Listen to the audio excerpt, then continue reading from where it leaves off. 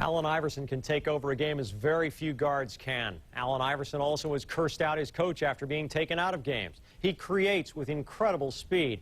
He slows his team's progress by missing practice, then assigning the fault to a bodyguard who, he said, failed to deliver a message. In the cover story, David Aldridge takes a closer look at the man who calls himself the answer.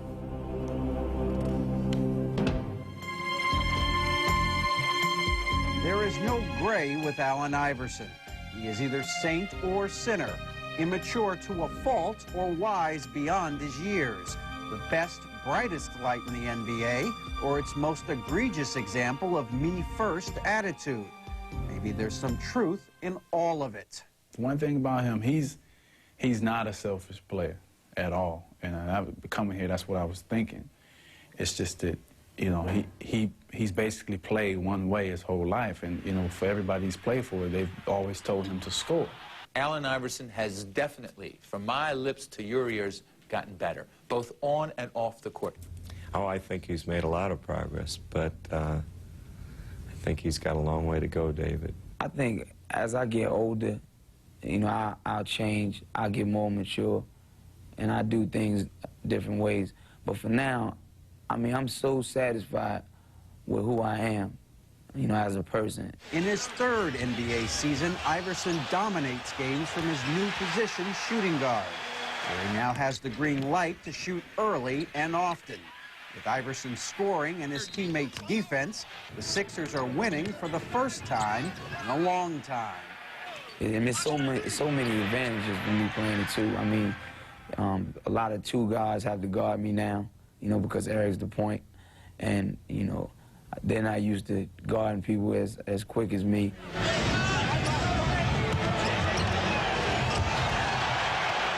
At times, he could be an Isaiah and let other people get involved, recognize who needs the ball, who hasn't had a shot in a while, you know, control the pace of the game. And at other times, like Michael, take over and not only create for himself, but be in a position to make other players around him better. Off the floor, Iverson has also taken more control of his life. He says he's cut some of the associations with acquaintances that got him in hot water with the league during his first 2 seasons. Being real is being real to yourself. Being real is doing what's right for your family and friends, for your kids, for yourself. Being real, not selling drugs, and then going out and shooting people. I mean, that ain't real. Nah, you can't hang with me. I haven't changed, but nah, you can't hang with me because you're doing the same old stuff. But Iverson is still a work in progress. He's been late for a few practices this season.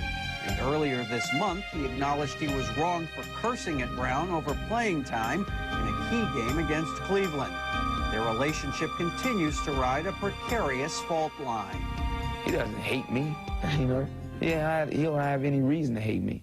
He's just trying to help me, help our team. Once you start to understand that, it's easy to deal with any coach, regardless if he's a or not. I can't tell Larry not to be so candid after games. I called him a marketing nightmare one time. But his honesty, you gotta really love his honesty. Allen, I can't tell him not to fly off the handle if he's not playing enough minutes.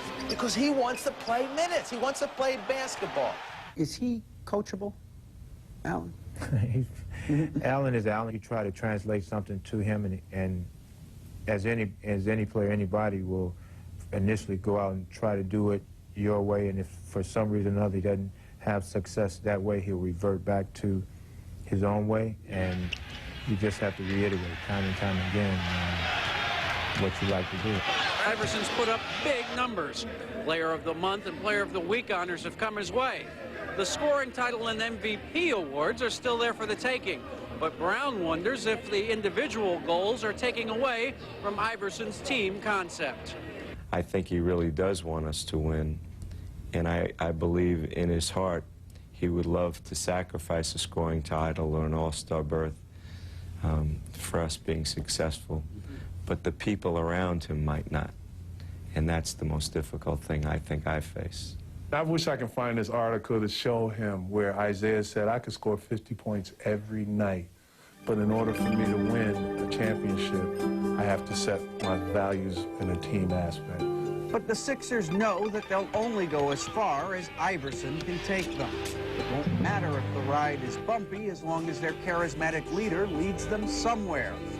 Playoffs would be a nice start. I made mistakes, and I have to deal with it. But I think over time, you know, people will start to accept me, and they'll start to understand me a little bit more. So I'm just being patient with that. David Aldridge reporting. The question about the answer is, does Iverson check the stat sheet before he examines the standings? The Sixers are a combined 1 over 500 when he scores 25 to 39 points. But consider his shot selection. There are 7 Philadelphia players averaging 10 or more minutes per game who have higher shooting percentages than Iverson. What's he doing tonight, Bob? Let us